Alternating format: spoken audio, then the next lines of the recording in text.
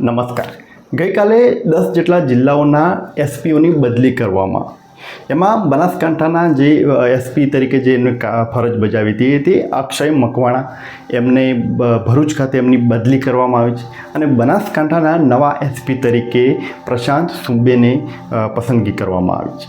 હવે આ બધા પાછળની સરકારી ધોરણ પ્રમાણે એનું જે આખું ક્રાઇટેરિયા રહ્યું છે એ પ્રમાણે ચોક્કસ સમયમાં એની બદલીઓ થતી હોય છે, એમાં કોઈ નવાઈની વાત નથી હોતી.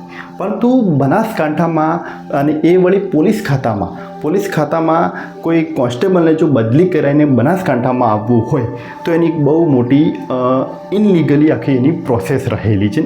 આજના વિડીયોમાં એના વિશે થોડીક વાત કરવી છે. પોલીસ ખાતામાં કોઈ મોટા હોદ્દા ઉપર રહેલા હોય છે, આઈપીએસ હોય, એ હોદ્દાને તો દૂરની વાત, પણ એક સામાન્ય પોલીસ કોન્સ્ટેબલ છે એમને પણ જો બીજા જિલ્લાઓમાંથી બદલી કરીને બનાસકાંઠા જિલ્લામાં જો આવવું હોય તો એ 2 લાખ 3 લાખ આટલી એમને રકમ આપવી પડતી હોય છે. મોટી એક નેતાઓની લાગવળગ કરવી પડતી હોય છે, પૈસાની જોડે એમને પૈસા આપવા પડતા હોય છે, પછી એમની બદલી બનાસકાંઠામાં થતી હોય છે. આટલી એક લાંબી પ્રોસેસ રહેલી છે. હવે તમને નવાઈ લાગતી છે કે પોતાના વતનમાં આવવા માટે આટલી મોટી રકમ આપવી પડતી હોય છે, પણ વતનની વાત નથી. અમુક એવા પણ પોલીસ કોન્સ્ટેબલો છે, પોલીસ ખાતામાં એવા અનેક એવા અધિકારીઓ છે કે જે બીજા જિલ્લાના છે, છતાં એમને બનાસકાંઠા એમની પહેલી પસંદગી રહેલી છે.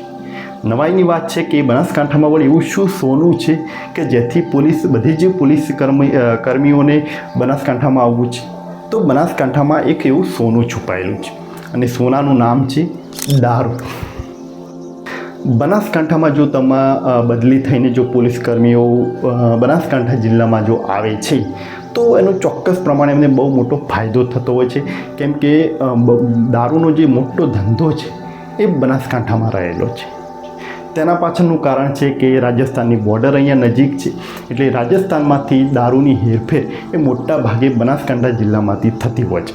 એટલે બુટલેગરો દ્વારા જે દારૂના જે માફિયાઓ જે રહેલા છે એમાં એક મોટી ચેન આખી નેતાઓ સુધી જતી હોય છે. એમાં પૈસાનું હપ્તા જે છે એ નાના મોટા જે દરેક પોલીસ કર્મીઓ જોડે જતા હોય છે, સાથે જ નેતાઓ સુધી પણ જતા હોય છે. આખી આ રીતની એક હપ્તાખોરીની ચેન બધી જ નેતાઓને આવા અધિકારીઓ સાથે સંકળાયેલી છે અને એના કારણે ગુજરાતમાં દારૂ બંધ નથી થતો. આ પણ એક કારણ રહેલું છે.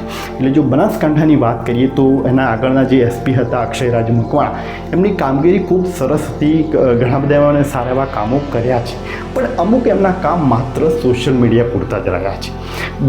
દારૂ બનાસકાંઠામાં અલગ અલગ તાલુકાઓમાં, જિલ્લાઓમાં જે તમે જુઓ તો ઘણી જગ્યાએ દારૂ આજે પણ વેચાય છે અને દારૂ બંધ નથી થતો. એનું સ્પષ્ટપણે કદાચ એ જ કારણ છે કે એમના જોડે પણ હપ્તાઓ જતા હશે. અને ખાસ કરીને આવા જે નવા જે એસપીઓ આવતા હોય છે, જે અધિકારીઓ જે છે એ ક્યાંક નેતાઓના જ ચમચા બની જતા હોય છે, નેતાઓની જ કઠપુટલી સમાન એમને મોહરું બનાવીને કામ કરતા હોય છે નેતાઓ. એટલે અક્ષયરાજ મકવાણાની કામગીરી સારી હતી અમુક બાબતે, પણ ક્યાંક તેઓ પણ એક રાજકીય મોહરું તો હતા. એટલે હવે જ્યારે આ નવા જે પ્રશાંત સુંબે જે આવ્યા છે એસપી તરીકે બનાસકાંઠામાં, એમની કામગીરી હવે કેવી છે એના ઉપર પણ એક નજર ચોક્કસ પ્રમાણે રહેશે. અને દારૂની હેરફેરમાં કંઈ ફરક પડશે એવું તો કદાચ લાગતું નથી, કેમ કે આ એક આખી ભારતીય જનતા પાર્ટીની એક મોટી જે આવકનો જે સ્ત્રોત છે એ ક્યાંક હપ્તાખોરીમાં, જે દારૂની જે હપ્તાખોરી છે એ મોટી એની આવકનો સ્ત્રોત રહ્યો છે. એટલે દારૂ બંધ થાય એવી તો પ્રશાંત સુંબે જોડે કોઈ આશાઓ નથી, પણ હવે એમના સમયમાં કેવી એવી કામગીરી થાય છે એના ઉપર ચોક્કસ નજર રહેશે.